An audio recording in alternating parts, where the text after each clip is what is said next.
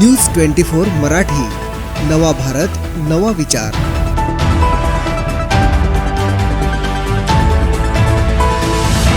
नमस्कार, मंथन या कार्यक्रमामध्ये आज आपले स्वागत। आज आपण 3 विषयांवर चर्चा करणार आहोत। धनदांडग्यांच्या मुलांना महागड्या गाड्या घेऊन रस्त्यावरती सर्वसामान्य माणसांना मारण्याची परवानगी मिळाली आहे काय? पुण्यातील कल्याणी नगरमधला हा जो प्रकार आहे, हा जो अपघात आहे, त्या अपघातासंदर्भात आपण आज एक चर्चा करणार आहोत।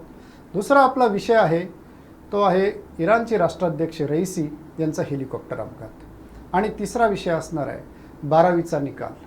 तर आपण प्रथम कल्याणी नगरच्या अपघाताबद्दल चर्चा करूयात।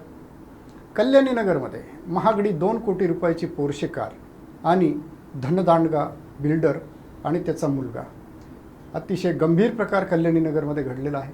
IT मध्ये काम करणाऱ्या एक तरुण आणि तरुणीचा एक पोर्शे कारनं उडून भीषण अपघात झाला आणि त्यात त्या दोघांनाही जीव गमवावा लागला। या अपघातातलं एक विदारक सत्य असं आहे की चक्क उडवणाऱ्या त्या तरुणानं, त्या अल्पवयीन मुलानं सांगितलं आहे की माझ्या वडिलांनी मला पोर्शे कार दिली त्यांच्या मालकीची आणि त्यांनीच दारू प्यायला देखील परवानगी दिली होती। एक अल्पवयीन मुलगा धनदांडग्या बापाचा पोर्शे कारसारखी महागडी 2 कोटीची कार घेऊन पबमध्ये जातो आणि पबमध्ये अल्कोहोल घेतो, दारू पितो आणि त्यानंतर मोकाट रस्त्यावरती सुटतो आणि लोकांना रस्त्यावरती चिरडतो। ही भीषण घटना। पण या घटनेमागचं सत्य किंवा या घटनेमागे घडलेल्या घटना ज्या आहेत त्या घटना मोठ्या विचार करायला लावणार आहेत। यामध्ये पोलिसांची जी भूमिका आहे ती भूमिका अतिशय संशयास्पद आहे।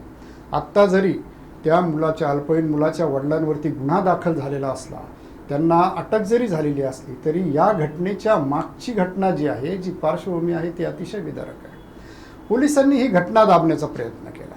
पोलिसांनी न्यायालयामध्ये अगदी हलकी कलमं लावून त्या अल्पवयीन मुलाला न्यायालयात सादर केलं आणि न्यायालयानं त्या हलक्या कलमांना पाहून त्याला अतिशय जुजबी अशी छोटीशी शिक्षा देऊन त्याला जामिनावर सोडलं। या ठिकाणी या पोलिसांची जी भूमिका आहे त्या पोलिसांच्या भूमिकेवरती प्रश्नचिन्ह निश्चितच उभं राहत आहे। ज्या तरुण तरुणीचे आईवडील, ज्या तरुण तरुणीचा अपघात झाला तिचे आईवडील स्वतः पोलीस ठाण्यात गेले असतात, त्यांना मिळालेलं वर्तन, त्यांना मिळालेली वर्तणूक ही अतिशय विचार करण्यासारखी होती। त्यांना अगदी तक्रारदाराला ज्या पद्धतीनं पोलिसांनी वागवलं, ज्या पद्धतीनं शब्द वापरले गेले त्याची चौकशी गृहमंत्री देवेंद्र फडणवीसांनी लावलेलीच आहे। परंतु त्या आधी देखील हा जो प्रकार आहे, हा प्रकार पोलिसांच्या मानसिकतेबद्दल अतिशय गांभीर्याने विचार करायला लावणार आहे। पोलिसांनी ज्या पद्धतीनं या प्रकरणामध्ये सुरुवातीला कारवाई केली, अमितेश कुमार पुण्याचे आयुक्त यांनी ज्या वेळेला त्या कारवाईवरती स्वतः स्पष्टीकरण दिलं आणि कारवाईची जी स्ट्रेंथ आहे, कारवाई जी आहे ती वाढवली आणि बिल्डरला, अल्पवयीन मुलाच्या, अगदी न्यायालयाचं प्रावधान आहे, यामध्ये न्यायालयाचं स्वतंत्र प्रावधान आहे की अल्पवयीन मुलगा जर अपघात करत असेल तर त्याच्या पालकांची ती जबाबदारी समजून त्याच्या पालकांवरती गुन्हा दाखल करावा आणि त्यांना जबाबदार धरलं जावं असं न्यायालयाचं प्रावधान आहे। परंतु या गोष्टीकडे पोलिसांनी डोळेझाक जाणीवपूर्वक केली। पोलिसांनी या न्यायालयाच्या आदेशाकडे जाणीवपूर्वक डोळेझाक करून त्याच्या वडिलांना, केवळ धनदांडगे मोठे बिल्डर आहेत ते पुण्यामधले, त्या बिल्डरांच्या धनदांडगेपणाला सांभाळून घेत, त्यांना सांभाळून घेत पुढची कलमं त्यावर लावली नाहीत। अर्थात हा जो प्रकार आहे हा प्रकार भीषण वास्तव दाखवणारा आहे। IT मधले ते तरुण तरुणी जे आपल्या आयुष्याची स्वप्न रंगवत होते, आपल्या भविष्यासाठी झटत होते, त्या ITतल्या तरुण तरुणींचा जो जीव ह्या घटनेमुळे गेलेला आहे, त्या घटनेला जबाबदार केवळ तो एकमेव अल्पवयीन मुलगाच नाही तर त्याचे आईवडील आणि त्या घटनेला लपवणारे पोलीस देखील या ठिकाणी या घटनेला जबाबदार आहेत, हे मात्र आपण या ठिकाणी म्हणायला पाहिजे। आता जुजबी कारवाई केली, त्या जुजबी कारवाईनंतर जो दबाव वाढला, त्या दबावानंतर मात्र त्यांनी, अमितेश कुमार जे आहेत आयुक्त पुण्याचे, त्यांनी कारवाईला सुरुवात केली। त्यानंतर त्यांनी वीरेंद्र अग्रवाल जे त्या मुलाचे वडील आहेत त्यांना अटक करण्याचं फरमान सोडलं, त्यांचं अटक वॉरंट काढलं, त्यांच्यावर गुन्हा दाखल केला आणि ते औरंगाबादमधनं अटक झाले। परंतु या घटनेतून जे आपल्या समोर सत्य येत आहे की तुमच्याकडे पैसा असेल, धनदांडगेपणा असेल, तुमच्याकडे राजकीय शक्ती असेल, राजकीय पाठीराखे असतील तर तुम्ही काहीही करू शकता। पोलीस मात्र त्या दबावाला बळी पडतात आणि कारवाई करत नाहीत, ही याच घटनेतून आपल्याला दिसतंय। दुसरा विषय आपण घेत आहोत इराणचे राष्ट्राध्यक्ष रईसी यांच्या हेलिकॉप्टर अपघाताबद्दल। रईसी यांचा हेलिकॉप्टर अपघात हा अतिशय संशयास्पद अपघात आहे. ज्या पद्धतीनं अमेरिकेनं त्यांच्या हेलिकॉप्टरला शोधण्यासाठी नकार दिला, अपघात मदत मागितली होती इराणनं की आम्हाला रईसींचं हेलिकॉप्टर ज्या ठिकाणी पडलेलं आहे, ज्या ठिकाणी ही घटना घडलेली आहे ते हेलिकॉप्टर शोधण्यासाठी आम्हाला मदत करा. अमेरिकेनं त्याला नकार दिला. परंतु या ठिकाणी एक संशयास्पद घटना आहे किंवा संशयाची सुई मोसादकडे वळते. मोसाद ही गुप्तचर संघटना इस्रायलची, हिची ज्या परिसरात अपघात झाला आहे, जो अझरबैजानचा डोंगराळ परिसर आहे, आपण जर बघितलं तर अझरबैजानची जी सीमारेषा आहे ती अझरबैजानची सीमारेषा इराणला लागून आहे आणि इराणला लागून असलेल्या या सीमारेषेला अतिशय मोठी पर्वतरांग आहेत, पर्वतराजी आहे. अशा पर्वतांमध्ये हा अपघात झाला. अपघातात 3 शक्यता सांगितल्या गेल्या. पहिली शक्यता सांगितली गेली की वातावरण खराब असल्यामुळे अपघात होण्याची शक्यता आहे. परंतु या शक्यतेबाबत विचार करावा लागेल की वातावरण खराब असल्यामुळे अपघात झाला असं म्हणत असताना बाकी त्याच वेळेला 3 हेलिकॉप्टर उड्डाणं झाली. त्या 3 हेलिकॉप्टर उड्डाणांपैकी केवळ रईसींच्याच हेलिकॉप्टरला अपघात कसा झाला?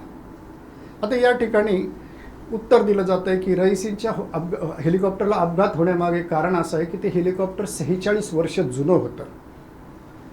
दुसरं कारण सांगितलं जातं आहे की हा जो अपघात आहे, हा अपघात 46 वर्ष जुन्या असलेल्या हेलिकॉप्टरची यंत्रणा जी आहे, अत्याधुनिक यंत्रणा जी आहे, त्या यंत्रणेच्या मध्ये बिघाड झाल्यामुळे हा अपघात होण्याची शक्यता आहे.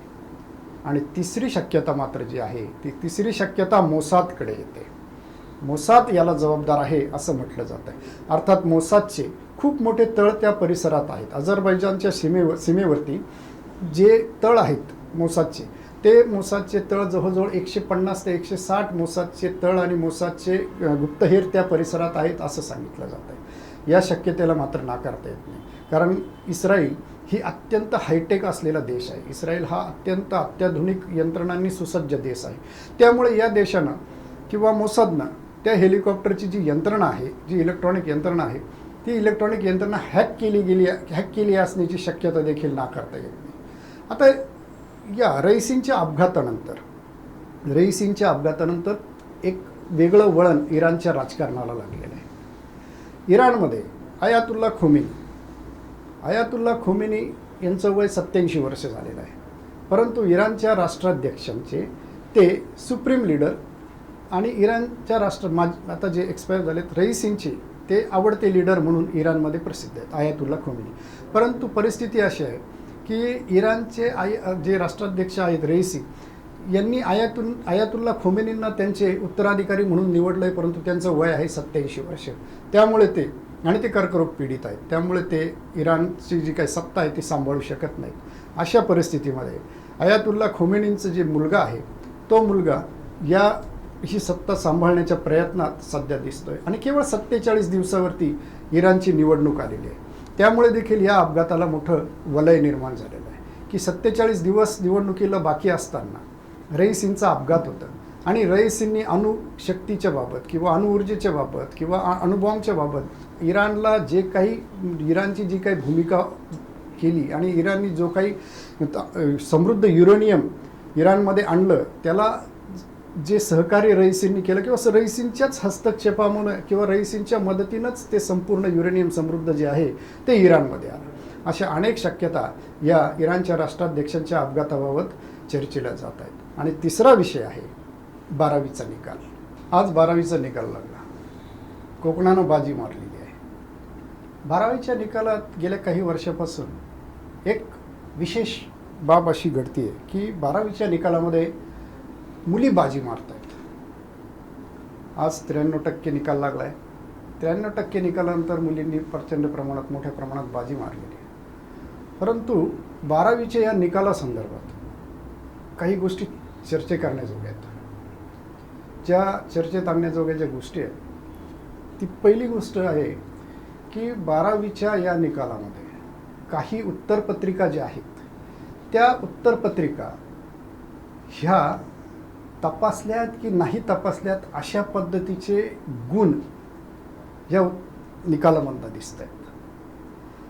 काही ठिकाणी पैकीच्या पैकीपेक्षा जास्त गुण या उत्तरपत्रिकांमधून दिलेले दिसत आहेत. अर्थात ही जी बाब आहे ही बाब उद्या सकाळपर्यंत आणखीन स्पष्टरित्या पुढे येणार आहे.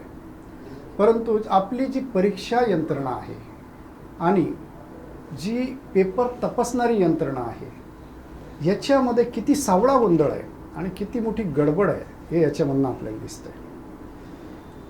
ज्या उत्तरपत्रिका तपासण्यासाठी उत्तम शिक्षकांकडे दिले जातात त्यांनी त्या कशा तपासल्या हे बघणं देखील अत्यंत गरजेचं आहे. पैकीच्या पैकी गुणांपेक्षाही जास्त गुण दिले जात आहेत ही अत्यंत विचित्र आणि विचार करण्यासारखी बाब आहे. ज्या पद्धतीनं परीक्षा पद्धती आपली आहे ही परीक्षा पद्धतीच मुळात अतिशय विचार करण्याला लावणारी जुळली आहे. शिक्षण क्षेत्रातल्या तज्ज्ञांनी ह्या परीक्षा पद्धतीबद्दल अनेकदा शिक्षण विभागाला, महाराष्ट्र राज्य शिक्षण विभागाला अनेकदा वेगवेगळ्या सूचना केलेल्या आहेत. परंतु त्या सूचनांची अंमलबजावणी आजपर्यंत झालेली नाही. 10वी आणि 12वीच्या परीक्षेतलं जे अंतर आहे आणि जे पेपर तपासणी पद्धती आहे या पद्धतीमध्ये जवळजवळ 16 बदल सुचवण्यात आले होते. परंतु ते 16 बदल हे काही शिक्षण विभागाने अंगीकारलेले नाहीत. पेपर फुटी हा तर वेगळाच प्रकार झाला. परंतु पेपर फुटीपेक्षाही भयानक पेपर तपासण्याची पद्धत ही आता अतिशय गंभीर बनलेली आहे. बऱ्याचशा विद्यार्थ्यांना पैकीचे पैकी गुण मिळाले आहेत तर काही विद्यार्थ्यांना त्या विषयाच्या संदर्भातले गुण अधिक मिळून अशा पद्धतीचं देखील पेपर तपासणी झालेली आहे. अर्थात हा विषय 2 दिवसानंतर पुढे येणार आहे. अनेक बाबी पुढे येणार आहेत. पण आज शिक्षण विभागानं हे समजून घेणं गरजेचं आहे की जी पेपर तपासणी पद्धत आहे त्या पेपर तपासणी पद्धतीवर कडेकोट नियोजन करणं गरजेचं आहे आणि त्यावर कडेकोट वॉच ठेवणं गरजेचं आहे. आज आपण इथेच थांबूयात. पुन्हा भेटूयात उद्या सकाळी.